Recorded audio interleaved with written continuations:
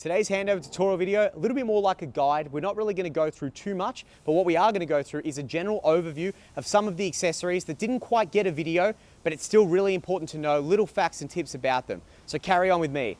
Our toolbox on the front, it opens with a little push button like so, opens up, and normally speaking, unless your dealer's done it, there will be keys that are cable tied to this little guy here. Slide comes out, of course, like so. A lot of this stuff's very, very easy. Gas bayonet turns and pulls out when it's in its unlocked position. And you've got a gas line here that you can turn on or off, depending if you want to be able to utilize it. Your outdoor Nomad, Ziggy Nomads will fit into that. Turn the valve and gas will flow for outdoor cooking. The Weber Qs, of course, obviously fit into that as well. Tunnel boot door, how to utilize these. So push, turn, push, turn. See how we've got a little lip there? It's not quite flat. That's because you need to click it. When you click it, it locks it in and allows you to be able to actually lock the door with a key. TV hutch. In the outdoor TV hutch, some of the vans have full enclosed areas. Some of the vans don't allow for that, so all your fittings will be outside. You have a TV point, HDMI point, if it's a HDMI compatible satellite upgrade pack.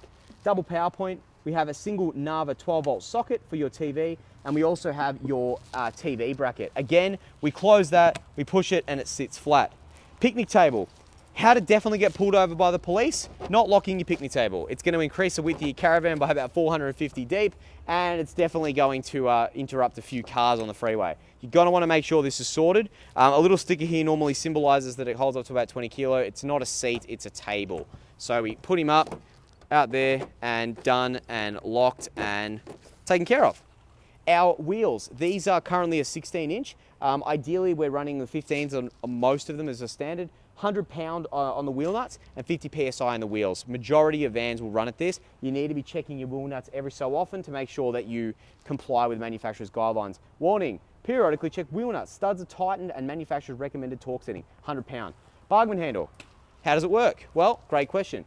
You turn it off, press it once. When you press it once, there's a little LED blue light underneath the handle. It's not really doing too much, it's a night light. Press it again, it goes white, and then a little step light here will turn on if you've got the Bargman handle hooked up. And then of course, if you've got an electric step, bingo bango, she comes out nice and easy.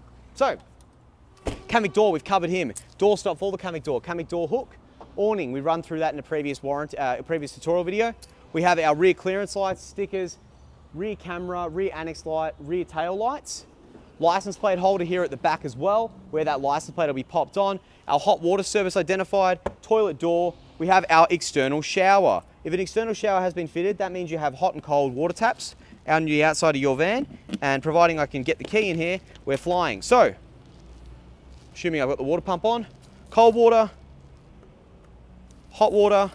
Once you're done using this, you need to make sure you put it away. Because if you don't put it away and turn it off, you are going to lose your shower head as you're driving, but you're also going to have hot water flowing to areas that it's not. Once you're done, you empty the line, make sure there's no more water, and then you can put your outdoor shower hatch away and lock him away. Water filler 1, fridge vent, carbon dioxide outlet for a 3-way fridge. We have our vents all across the side for our heat exhaust items such as our microwave, our cooktop, our range hood.